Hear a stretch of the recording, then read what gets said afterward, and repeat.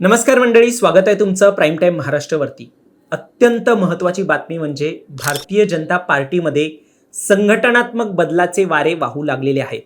आता जी ही सुरुवात होते ती भारतीय जनता पक्षाच्या अंतर्गत देश पातळीवरची सुरुवात आहे आणि या एका सुरुवातीमुळे वेगवेगळ्या राज्यांवरती याचा परिणाम होतोय का हा प्रश्न निर्माण झालाय आणि त्यामुळे जर हा परिणाम होतोय तर महाराष्ट्र राज्यावरती याचा काय परिणाम होईल हा देखील प्रश्न उपस्थित राहतोय। अनेक प्रश्न आहे म्हणजे या अंतर्गत मुख्यमंत्री देवेंद्र फडणवीसांचं काय होऊ शकतं जर केंद्र पातळीवरती संघटनात्मक बदल सुरू झाले तर मुख्यमंत्री देवेंद्र फडणवीसांचं काय होऊ शकतं, शिंदेचे जे नेते आहेत जे सतत वादात असतात त्यांचं काय होऊ शकतं आणि एकूण आपल्याला माहिती आहे शिंदेंना मुख्यमंत्री व्हायचंय आणि जर मुख्यमंत्री देवेंद्र फडणवीस यांचा जर मग प्रश्न उपस्थित राहतो तर त्यांना दिल्लीत पाठवलं जाईल काय आणि या बदला अंतर्गत ते होऊ शकतंय का असे अनेक प्रश्न आहेत। तेच आपण या व्हिडिओच्या माध्यमातून जाणून घेतोय। दरम्यान तुम्ही चॅनलवर नवीन आलाय तर लगेच सबस्क्राइब करा प्राईम टाइम महाराष्ट्राला, कारण असे महत्त्वपूर्ण अपडेट्स आम्ही नेहमी तुमच्यासाठी घेऊन येत असतो। माझं नाव ओमकार साळवी आणि आपल्या या विषयाला सुरुवातीपासून सुरू करूया। तर नेमकी या बदलाची सुरुवात झाली कुठून हे आपण सांगूया। तर 7 महिन्यांपूर्वी नितीन नबीन यांनी भाजपचं राष्ट्रीय अध्यक्षपद जे आहे ते सांभाळलं, पण त्यांच्या नव्या टीमची घोषणा जी आहे ती होणे बाकी होती। म्हणजे आता पावसाळी अधिवेशनानंतर याची सुरुवात होणार असल्याचं म्हटलं जात आहे आणि टीम 2029 ची ही घोषणा असेल असं देखील म्हटलं जात आहे। मग हे सगळं का करायचंय भाजपला तर त्याबद्दल सांगायचं झालं तर भाजपला भविष्यातील रोड मॅप जो आहे तो तयार करायचा आहे। त्यामुळे नितीन नबीन यांना जेव्हा हे पद देण्यात आलंय अध्यक्षपद त्यानंतर या बदलाची सुरुवात ती कुठून तरी होणार आहे। त्यानुसार पक्षात आता नवीन नेतृत्व तयार करण्याचा एक प्रयत्न असेल, म्हणजे हे भाजपच्या पक्षामध्ये सुरू असेल। भाजपच्या केंद्रीय टीम मध्ये अनुभवी आणि युवा नेत्यांची केमिस्ट्री देखील या अंतर्गत आपल्याला पाहायला मिळू शकते। आता ही भाजपची जी नवी टीम कोर टीम जी फॉर्म होते त्या अंतर्गत काय काय मुद्दे असू शकतात किंवा त्या अंतर्गत कशी टीम असू शकते हे देखील आपल्याला जाणून घेणं गरजेचं आहे। आता भाजप राष्ट्रीय अध्यक्षांच्या टीम मध्ये बहुतांश 38 सदस्यांना जागा मिळू शकते। यात समावेश कसला कसला असेल तर 13 राष्ट्रीय उपाध्यक्ष, 8 राष्ट्रीय महामंत्री, 1 संघटन महामंत्री, 15 राष्ट्रीय सचिव आणि 1 राष्ट्रीय कोषाध्यक्ष, अशा प्रकारे एक टीमचा जो समावेश जो आहे तो आपल्याला पाहायला मिळू शकतं। भाजपच्या वेगवेगळ्या मोर्चाचे अध्यक्षपदही जाहीर केले जातील, म्हणजे युवा मोर्चा असेल, ओबीसी मोर्चा असेल आणि अल्पसंख्याक मोर्चाच्या राष्ट्रीय अध्यक्षपदाची देखील घोषणा होऊ शकते।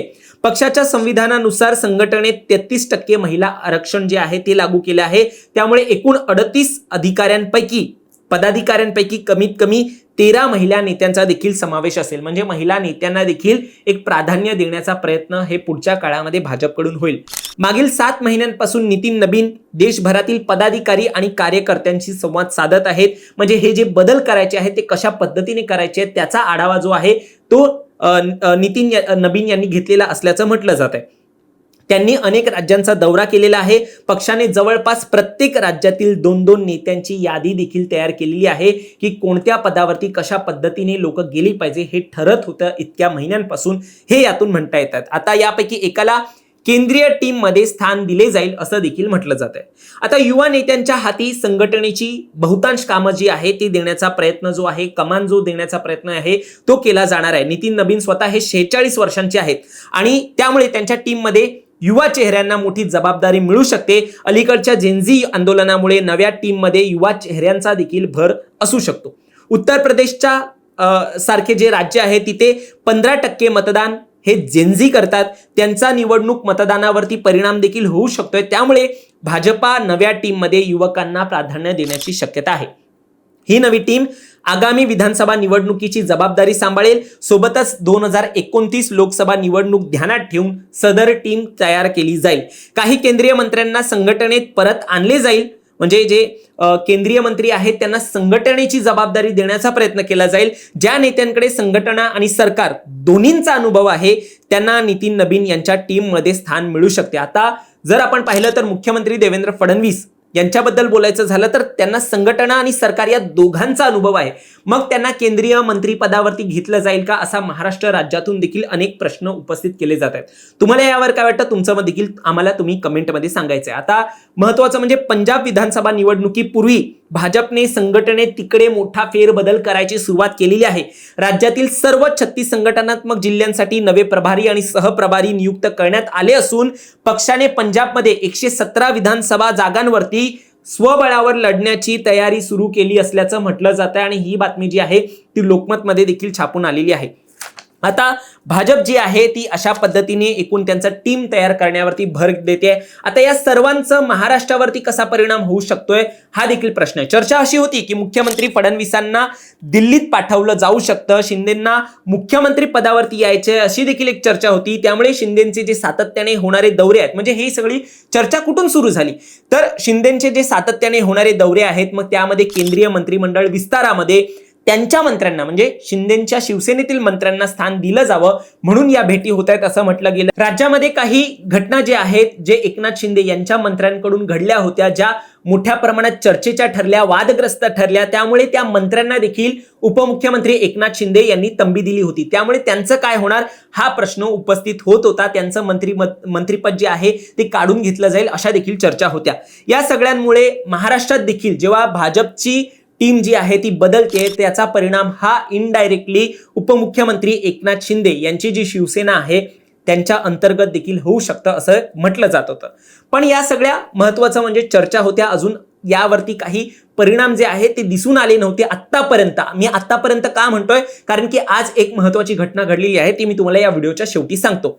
तर हे ना करून आपल्याला चालणार नाही की मुख्यमंत्री आणि उपमुख्यमंत्री हे जे महत्वाचे नेते आहेत जे भाजप पक्षामध्ये मुख्यमंत्री म्हणून काम करतात आणि उपमुख्यमंत्री हे शिवसेनेचे जे आहेत त्यांनी आपापल्या मंत्र्यांचं रिपोर्ट कार्ड मागवलं गेलं होतं आणि त्यानुसार त्या मंत्र्यांना कानपिचक्या वेळोवेळी देण्यात आलेल्या आहेत आणि मंत्रीपद देखील काढून घेतलं जाऊ शकतात अशा प्रकारचा थेट इशारा या अगोदर देण्यात आलेला होता. आता शिंदेचे जे मंत्रीपद आहे ते भाजपकडून मॅनेज केलं जातं असं म्हटलं जातं कारण की एकनाथ शिंदे हे सातत्याने दिल्लीत जात असतात, अमित शहा यांना भेटतात जे देशाचे गृहमंत्री आहेत. शिवाय राज्याचे गृहमंत्री आणि मुख्यमंत्री फडणवीस साहेब जे आहेत त्यांना देखील भेटीसाठी ते जात असतात, वर्षा निवासस्थानी जात असतात.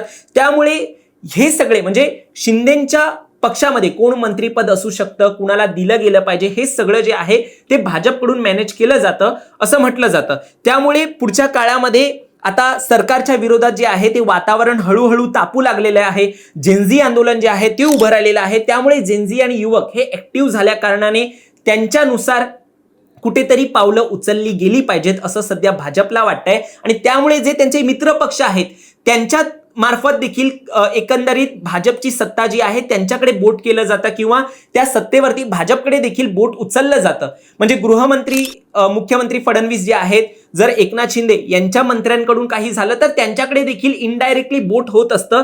त्यामुळे शिंदेचे जे मंत्रीपद आहे त्यावरती देखील शिंदेच्या पक्षामध्ये ज्यांच्याकडे मंत्रीपद आहे त्यांच्यावरती देखील परिणाम होऊ शकतं असं आता म्हटलं जाईल. आता लवकरच यामध्ये काय होतंय हे पाहण्यासारखं असेल. आता स्पेसिफिकली मुख्यमंत्री देवेंद्र फडणवीसांचं सांगायचं झालं तर त्यांना दिल्लीत पाठवलं जाऊ शकतं का तर महत्वाचं म्हणजे अजूनही भाजपकडे मुख्यमंत्री देवेंद्र फडणवीसांसारखा चेहरा हा राज्यामध्ये नाहीये. म्हणजे ते गृहमंत्री पद सांभाळतायत, ते मुख्यमंत्री पद सांभाळतायत, त्यांच्याकडे अर्थमंत्री पद आहे आणि हे सगळं असताना एकूण जे मित्र पक्ष आहे त्यांची देखील मनधरणी करण्याचं काम किंवा त्यांच्यावरती एक जबर बसवायचं काम जो आहे ते फडणवीस करत असतात. त्यामुळे या संपूर्ण राजकारणामध्ये महाराष्ट्राच्या राजकारणामध्ये तसा पॉवरफुल नेता हा भाजपकडे अजून तरी दिसून येत नाही. त्यामुळे मुख्यमंत्री देवेंद्र फडणवीसांना दिल्लीत पाठवणं हे सध्या तरी कठीण दिसतंय. शिंदेंना अजूनही पुढचा काळ जो आहे तो या पदासाठी थांबावा लागू शकतं.